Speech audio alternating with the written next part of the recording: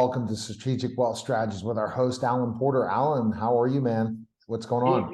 Doing great. Just got back from Savannah. I had a conference down there, and if you ever had a chance to vacation down in Savannah, Georgia, go stay on the waterway because it's absolutely great. I mean, I drove some of these roads, and they're all cobblestone. Tears your car apart, but nobody goes very fast. All right. And today you're going to talk about debt-free for life. And that's the important thing when you talk about this, Alan, is you're talking about people that are being told, hey, you got to pay off your debt. But wouldn't you like to start to protect yourself while paying off debt and other things as well? I think becoming your own banker really changes things, because when you have your money tied up in mutual funds and retirement funds and all these different things that you can't pull this money out till you're 62 or 65. Yep. That's not assets for you. I mean, that's not things you can pull from when there's emergencies and different things. And you teach people you can do it now, which is huge. Yeah, and this is just a simple PowerPoint. I show people how to buy a car once they've got a cash value life insurance policy established. But again, like I said, it's a short PowerPoint, but it's very, very powerful. And let me bring this up real quick. I will start from there we go, from the beginning. All right, see this okay? Yeah. All right. I asked people, I said, do you know about compound interest? And they said, well, yeah, but I'm not getting any of it. I said, that's understandable. As Einstein said, compound interest is the eighth wonder of the world, and those who understand it will benefit from it, and those who don't will pay it. And we got 99% of the people out there paying compound interest. Banks know how compound interest works very well, and they do it every day. So I show people how to become their own bank. First, I showed them how to come out of debt, but now I'm going to show you how to buy a car. I want you to buy this car, and you're going to buy it for $50,000. Now, you can go to some financial institution and borrow the money. You can fill out the paperwork, and you may or may not get the loan. And even if you get the loan and you miss your payments, they'll repossess the car and ruin your credit. But the big thing is you're compounding interest for the financial institutions and not yourself. And I'll get to explaining this because it's very, very powerful. But there's a better way to do this. When you become your own bank, you borrow the money from the cash value of your life insurance compound interest. You pay yourself compound interest and not the financial institutions.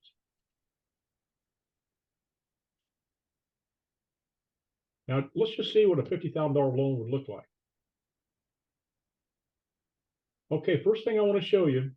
Now, you can buy this car, and if you understand this, if you buy the car, you can go to the dealer and pay them compound interest. Or you can finance it yourself. But this financing yourself is the absolute best way. You got a $50,000 car. You're going to pay it back $10,000 a year over a 5-year period.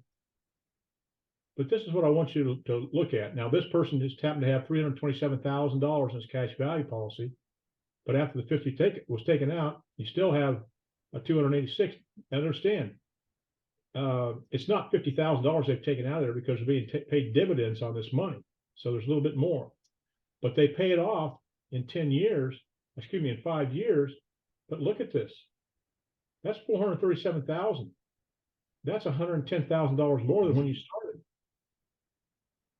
And see, what's so great about this? As an example, you go to the dealership or the bank and get that loan. You pay them $50,000 for that car. You'd have it paid for in 5 years, but that car may be worth just $30,000.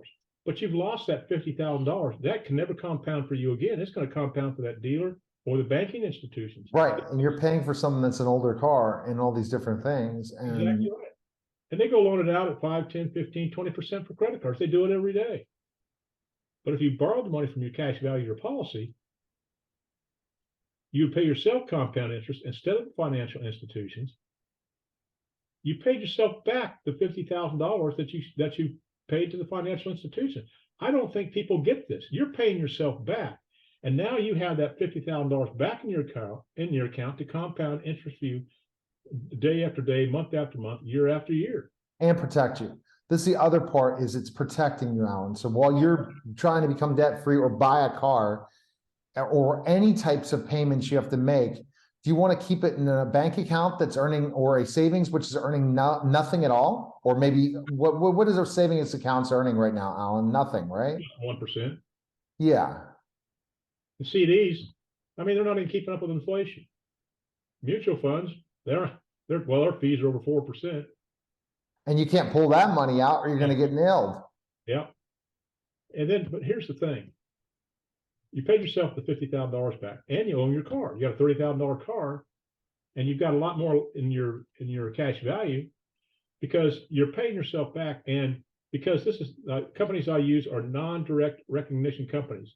They have to pay you on the original amount that you had in your cash value. They have to pay you dividends every year. I don't care if you had $400,000 in your original cash value and you cashed out $200,000 of it and bought things. They still have to pay you dividends on the $400,000, and it's guaranteed. People need to understand the power of these products that the insurance products have. But not only that, you gain these benefits. Your money's tax deferred, just like a 401k qualified plan, but you have tax-free distributions, just like a Roth 401k and IRA. You have unlimited contributions, unlike a government plan for a 401k or IRA. You have tax-free money for long-term care, and this is absolutely important. I know people say, oh, I don't need long-term care.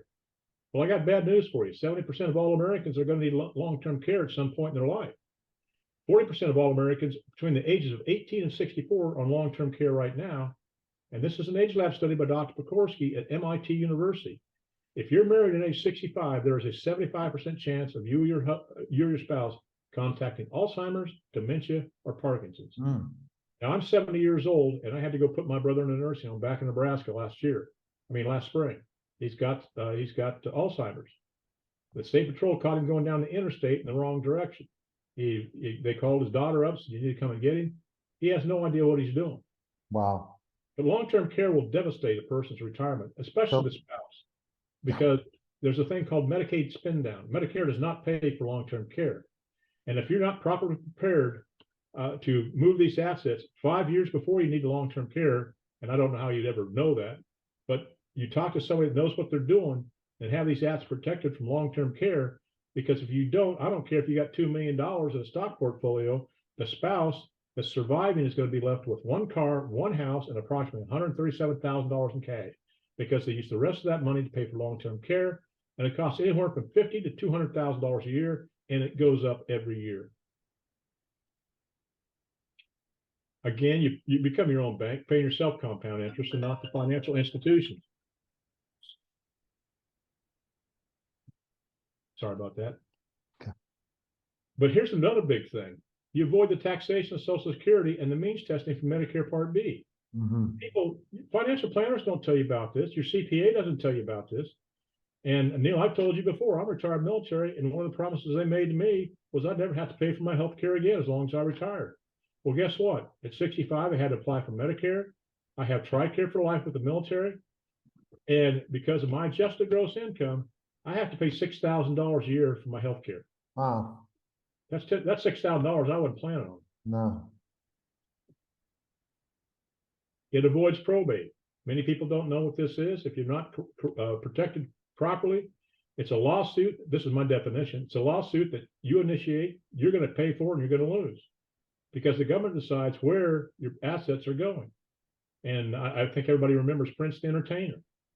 His beneficiaries are probably going to get less than, I would say, 15 to 20% of that estate, because they're going to sell all the assets in that state to pay the taxes on those assets. But I have people worth millions and hundreds of millions of dollars, and I do hundreds of millions of dollars in life insurance. It's the best wealth transfer vehicle available.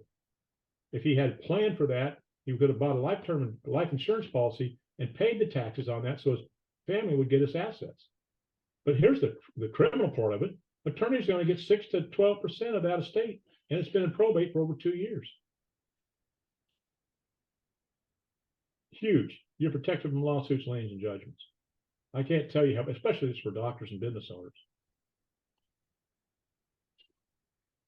like I said, it's the greatest wealth transfer vehicle available today. And in my estimation, those people who are educated, it's the best tax code approved, tax-free retirement system available.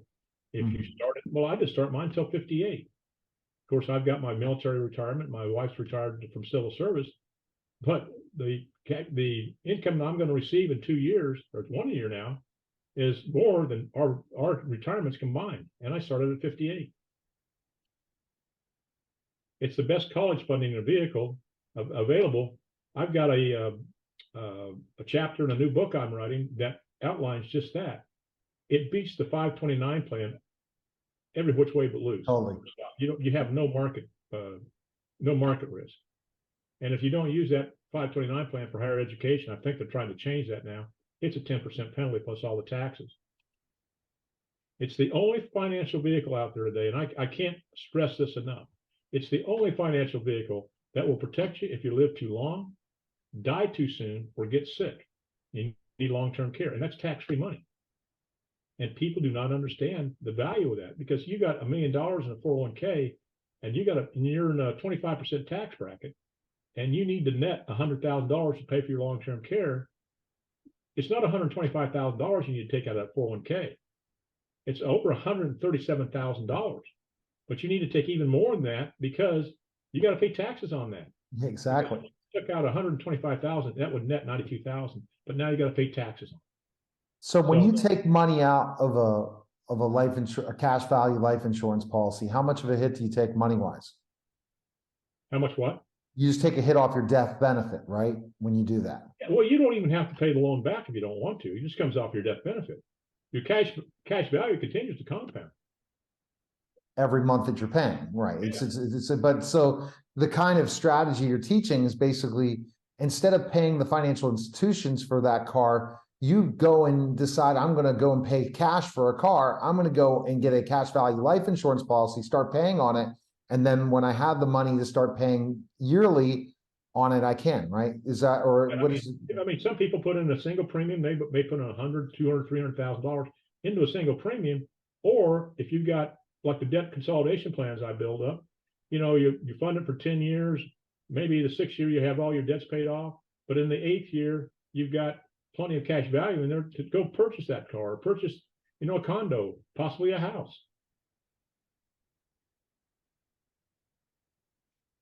Now, listen, if any of this interests anybody out there, please give me, call me now, 910-551-1046. Again, that's 910-551-1046.